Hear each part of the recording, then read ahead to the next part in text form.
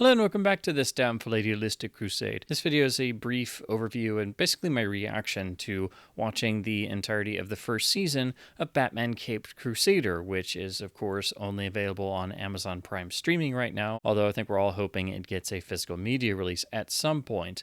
But the main draw is that this is a serious, very much pulp driven, as it's seemingly set in the first year of Batman in 1939-1940, but it's Bruce Timm coming back to the animated Batman fold and basically getting to do a lot of the things that he couldn't do on Batman the Animated Series, not having the restrictions of broadcast standards and practices of the time, getting to have more adult content, actually getting to have on-screen deaths, getting to have, again, no real constraints there, but also for me especially, getting to see Bruce Timm go wild and basically the actual first year of Batman, although Batman Year One does draw quite a lot of elements from the first golden age year of 1939 in terms of Batman stories. But with BTAS itself being so heavily founded in pulp storytelling and having many nods and influences from the iconic pulp magazine heroes who inspired Batman directly, and really, the first year of Batman basically drew directly from the pulp heroes, as most comics did. In fact, there really wouldn't be comic books at all without the pulp magazines, which they basically stole wholesale from. In fact, Case of the Chemical Syndicate, the first Batman story from Detective Comics number 27, is directly lifted from the shadow novel Partners of Peril. Getting to let someone who's so deeply experienced and telling stories from the classic DC characters, but particularly Batman, letting Bruce Timm run wild with getting to actually do all of the 1930s and pulp materials that they couldn't necessarily always do on BTAS is, it's catnip for me. But I was going into this with a lot of excitement and a lot of anticipation. I don't typically watch things on streaming. I like to try and wait for them to hopefully get a physical media release, because I'm not a fan of the technical limitations and trade-offs that you get from streaming, and I'll get to that because there were certainly some dealing with Amazon Prime streaming. So I will try to keep this spoiler-free, but basically my overall reaction to this first season, which there does seem to be enough of a positive reaction that it will most likely, very likely get a second season, thankfully. But my own personal reaction is very mixed, actually. I think it is a solid attempt at doing a new series, and the aesthetic of using the late 30s, early 40s, and the sort of golden age of Batman, but doing it in a much grittier modern style and being able to get into all kinds of darker elements of the actual stories being told that you couldn't exactly do in golden age comics. It's a nice idea, but ultimately I don't think it's very fulfilling, which is actually quite, well, it's surprising in one way, because it does have the flavor of the sort of DC direct-to-video animated movies, particularly the ones that they've done of iconic comic stories when they adapt it to these little 90-minute or less movies that get released on Blu-ray and UHD, for example, which Bruce Timm has been involved in a great number of those, and they've even played around with doing at least one in sort of BTAS skin, if you will, I guess, in the Batman and Harley Quinn movie a number of years ago. But all of those direct-to-video films kind of have a sort of, I mean, there are some really solid adaptations and solid films in there, and all the ones that I have seen are good, but they have a certain lack of spark, almost a certain flatness, if you will.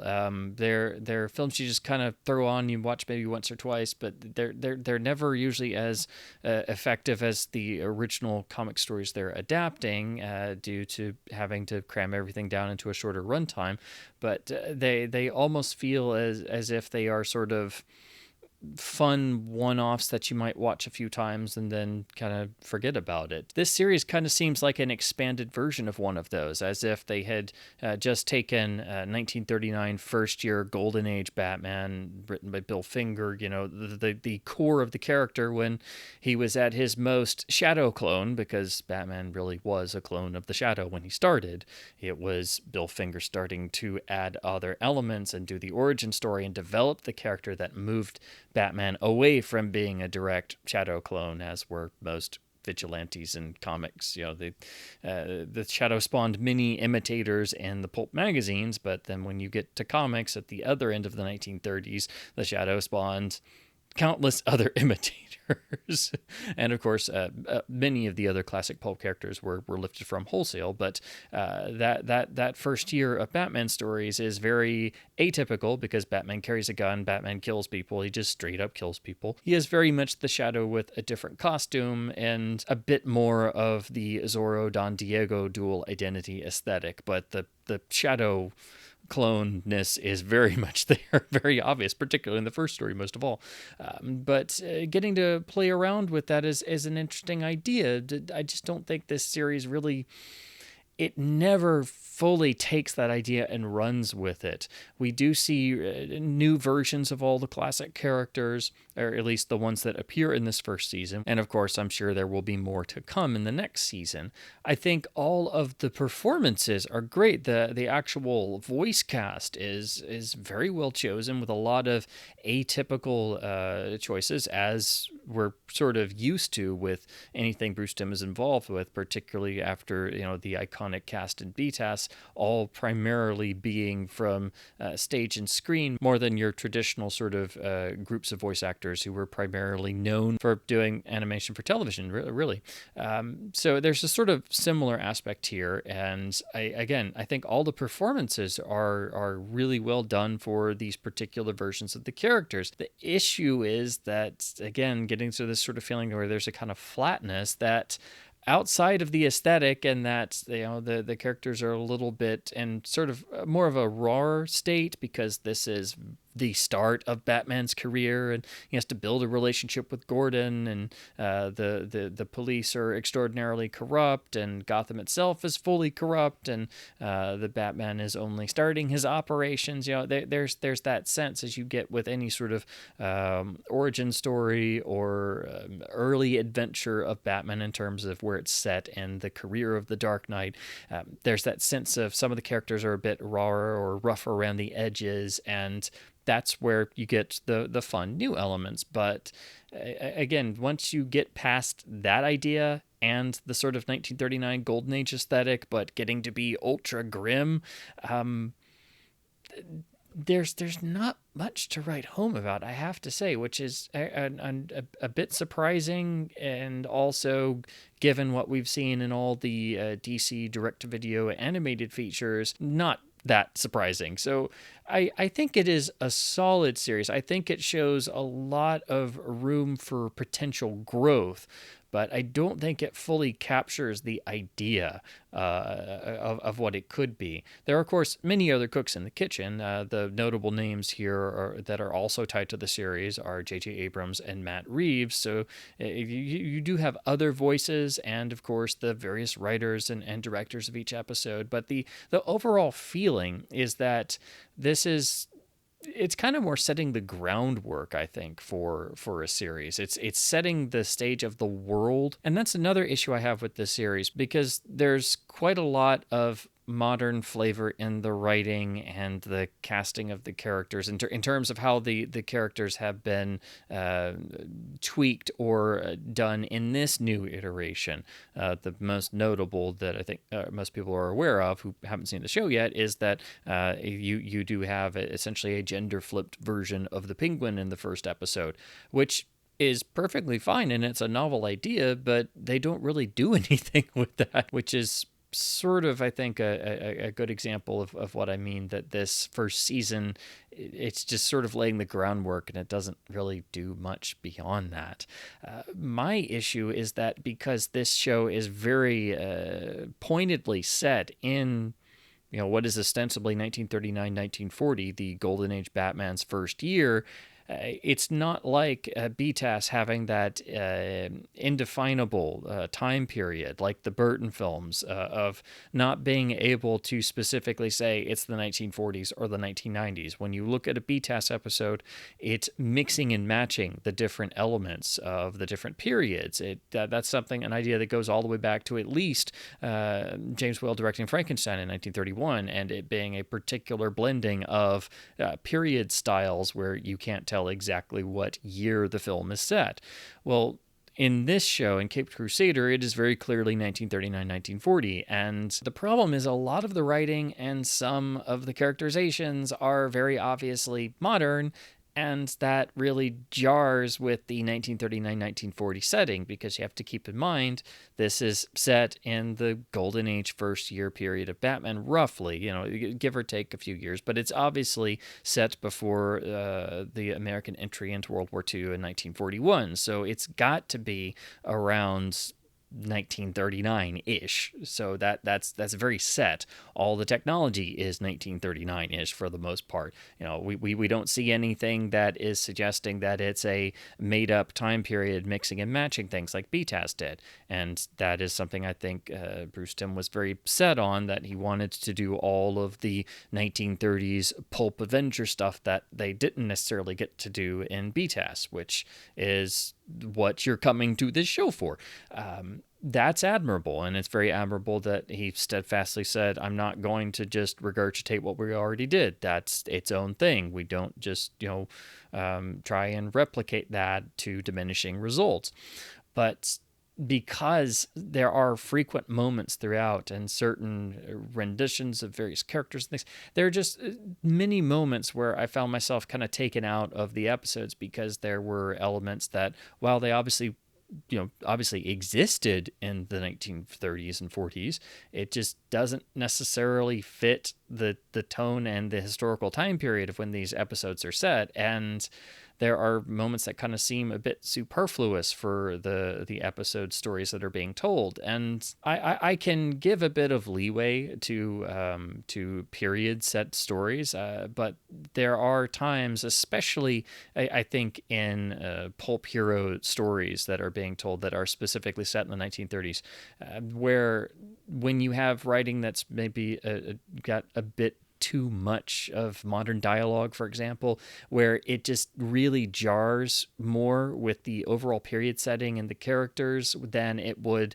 in a story that wasn't about pulp heroes and vigilantes. This is something that I think crops up in a lot of modern comic stories that try to use the classic characters. You have to find this real balance between being able to tell darker and grittier modern stories with making it work in the context of it being a 1930s pulp story with the iconic characters, how they would have been at that time. Again, however you're drawing them in terms of their characterizations, however you're tweaking it to do your own version, it still has to work within the historical context. And this is an issue that I have with a lot of the more modern attempts at doing the classic pulp characters in comics from just different ones that I've read over the years. It's something that does kind of bug me and takes me out of the story experience. And unfortunately, I do think you get a degree of that for sure here in the first season of Caped Crusader. It's nothing terrible, but it doesn't necessarily always fully fit the 1939 aesthetic that the show is going for.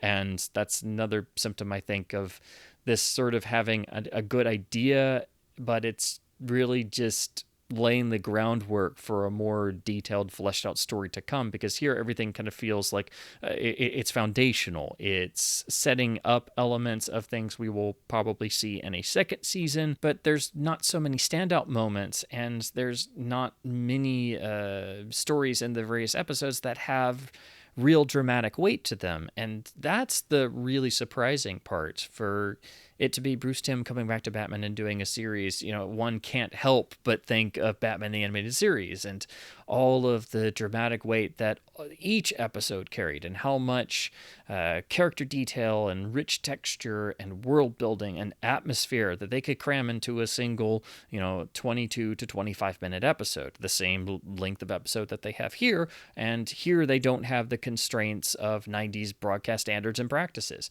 and they're able to go much further, and they're basically unleashed now. But outside of getting to see some on-screen deaths and drinking and guns being fired and allusions to relationships and sex and things much more openly, it really doesn't add up to anything in terms of not having the constraints of television censors. So you don't get the same sort of grounding and dramatic weight as you do in a BTAS episode. And I think it's natural for anyone to sort of have a comparison once you finish this series. But they're two completely separate things, of course. But it's only natural that you'll refer back to BTAS once you're finished with Caped Crusader and you're sort of reflecting on the first season. It's a solid show. That's the thing. None of the episodes are bad. They're all solid. But the only one that's, I think, I think the only one that's a standout is the second episode, which deals with Clayface. And this was the one episode that I think actually most utilized the premise of taking Golden Age first year 1939 Batman and the Pulp Avenger, and also various other elements of Golden Age comics, and what you can do in darker modern storytelling and not having the constraints of broadcast standards and practices, and putting all that together, having a mystery story, and also twisting things on its head because it's also playing around with the Golden Age character mythos and things. So for me, the one episode that actually had legitimate surprises in it and went in a different way from what it seemed like it was is the Clayface episode. That is the one that I think is the real standout. It does something different with the characters. It plays around with the Golden Age Clayface, and it's also the most chock full of references to not just Batman's past, but also pulp characters and classic Hollywood and all the things that we love spotting in BTAS itself that also Bruce Timm is a great fan of, but it's also dealing with Batman Goes Hollywood essentially. And probably the most fun aspect of watching Caped Crusader Season 1 is actually playing Spot the Reference, because in each episode you'll find things peppered throughout. If it's a Batman reference, there's references to the actors who played Batman in both Columbia serials. You see the actual Fleischer Lois Lane appear in groups of reporters and actually have dialogue on more than one occasion. So they're all throughout, but there are also a lot of great references to the classic pulp heroes, which I was really happy to see. And that's also all throughout the Clayface episode, because even down to the fact that the studio that they're at is basically a riff on Monogram, and the rendition of Basil Carlo in this series is very much drawn from the classic actor Laird Krieger, but also Boris Karloff, and even the design and the voice is very Karloff reminiscent. The makeup man is practically the spitting image of Jack Pierce. There's a actor standing around in a version of Lon Chaney's famous London After Midnight vampire with the shark teeth and the top hat.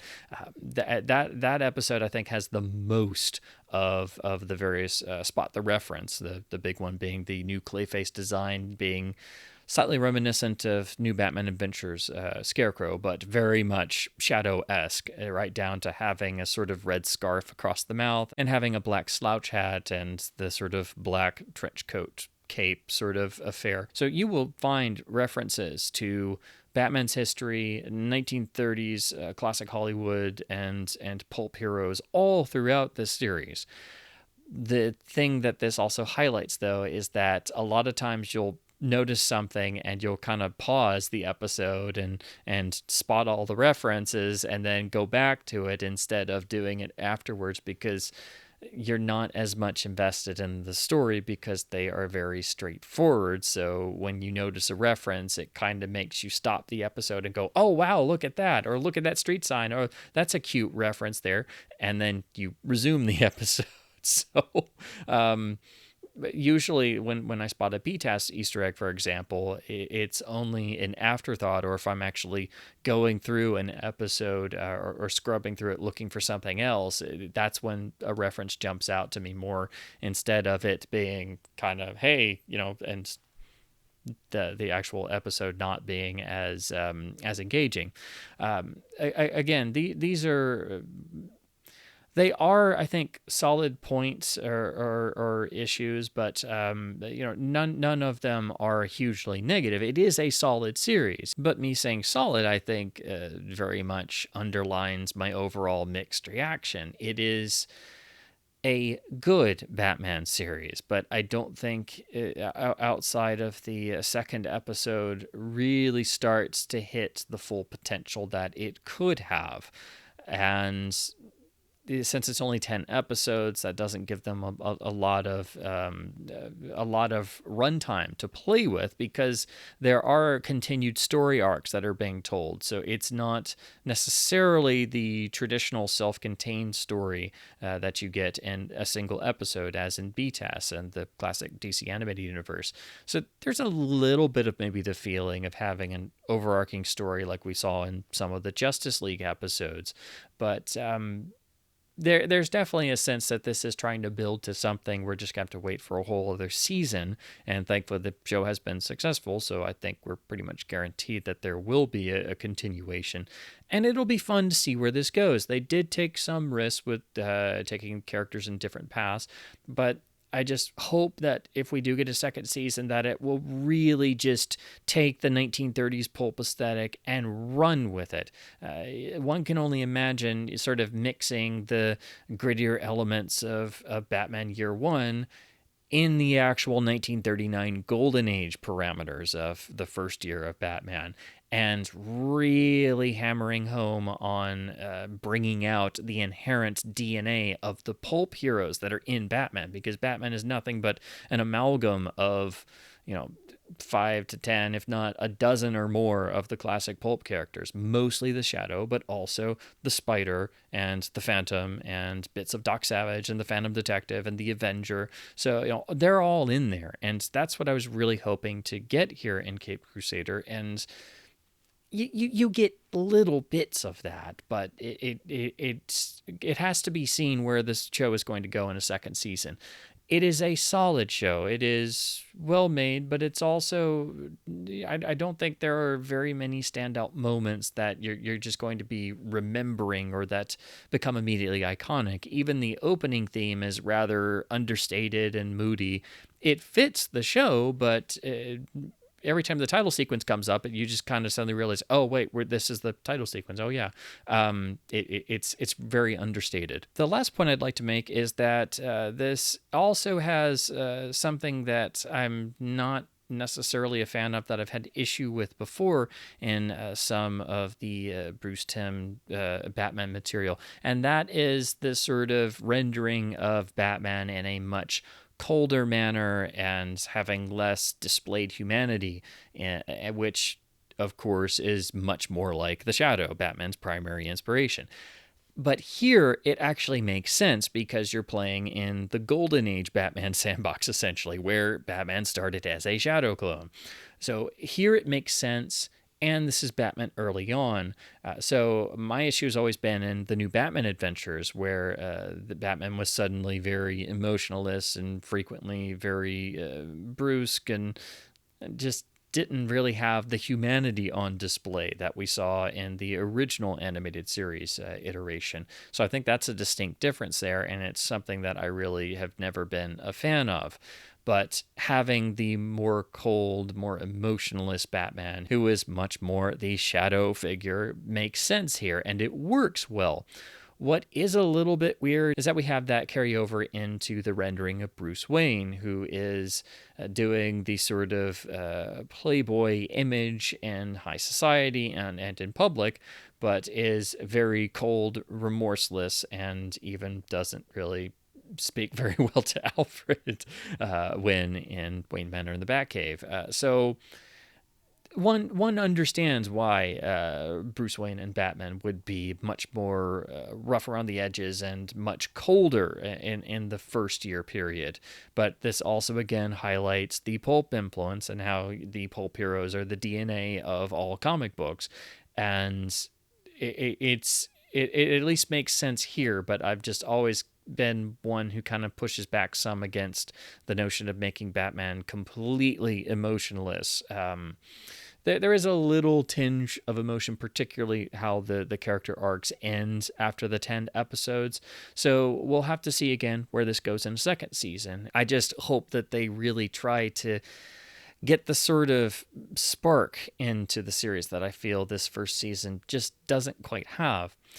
And then you have to look at how the show is being presented on Amazon Prime. This is being presented in 1080p HD with a 5.1 sound mix. Again, I'm not a fan of streaming. I don't like streaming. I don't like the technical compromises you have to put up with. And of course, you've got ads and various interfaces being buggy and things like that, which I think most everybody's used to. But experiencing the show on Amazon Prime streaming, I ran into a lot of technical hurdles. There was a ton of compression artifacts throughout the episodes, especially when I was watching upscaled to 4K on my OLED television. But also, the sound mix was very heavily compressed, and while it was supposed to be 5.1, pretty much the entire sound field was mostly being forced into the center channel. The main left and right channels were not really doing all that much, and the surrounds were practically almost non-existent for most of the shows. In fact, it sounded better when I tried to just force stereo instead of listening in multi-channel. And that's not really, alien to the DC animated universe, because while all of the shows were usually mixed in some form of matrix stereo, they never really had all that much surround activity. So it's frequently better listening to them in just flat stereo, or you're going to decode them out in your home theater environment and just get some general ambiance and things. So animation typically, in terms of the DC animation, is not super renowned for its multi-channel sound, but it should at least be a proper 5.1 mix like most of the DC animated titles we get on Blu-ray and UHD. And I'm sure it was at first, but how it's being presented on streaming is very deficient. And on top of that, with the streaming caps on the bitrate and then the ad placement being at random intervals on Amazon Prime, it does detract from the experience quite a bit. I hate to say it, but I actually looked at some clips on my phone. I actually pulled up some of the episodes on other devices, and frankly, it could actually be a little bit better than watching in my home theater environment, because I wasn't having to deal with very visible compression artifacts and a wonky 5.1 presentation of the mix being screwed with. So I did try it on a couple different devices. So I actually had to get the Amazon app, and I'll do all of the logins and things. So I wanted to try and make sure it wasn't just one particular device being weird. But I had the same experience on everything. So that was sad. It just kind of further underlined many of my gripes with streaming and why I am a physical media person, because I don't like the various hurdles you have to get over, and I definitely do not agree with the compromises you have to make in presentation quality. And I do think you get some here if you are someone with a home theater setup, and especially you're going to notice this if you're watching on a 4K television, where there's having to be upscaled, and it will make compression artifacts all the more visible. So ultimately, I think Caped Crusader is a bit of a mixed bag. I think it's a solid series. I think it's an enjoyable watch, but I never think it hits its full potential. It never recaptures that magic spark, that energy, this sense of mystery and adventure that you only get in the classic 1930s pulp adventure novels, and especially the pulp magazine novels of the iconic characters, the Shadow, Doc Savage, the Spider, the Adventure, and so on. And of course, the Golden Age of comics as well, which drew completely from the pulp magazines.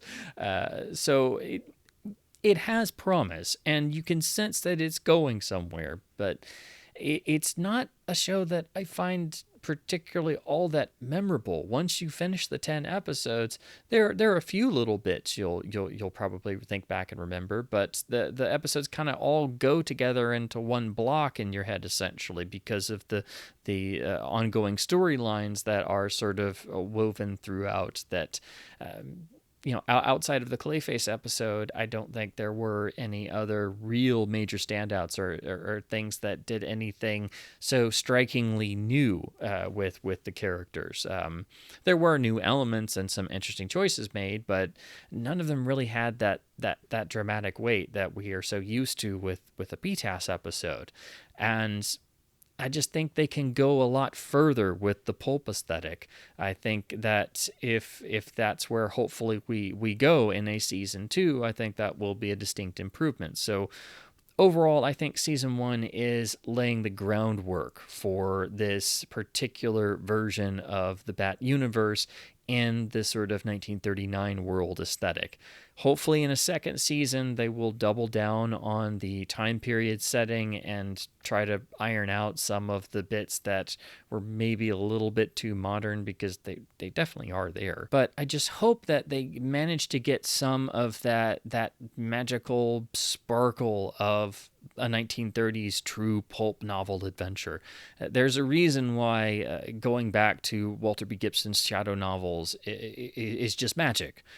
There's a reason why the Shadow is an everlasting character, even if most people today don't know the character, and that pretty much there wouldn't be a comic book industry without the Shadow.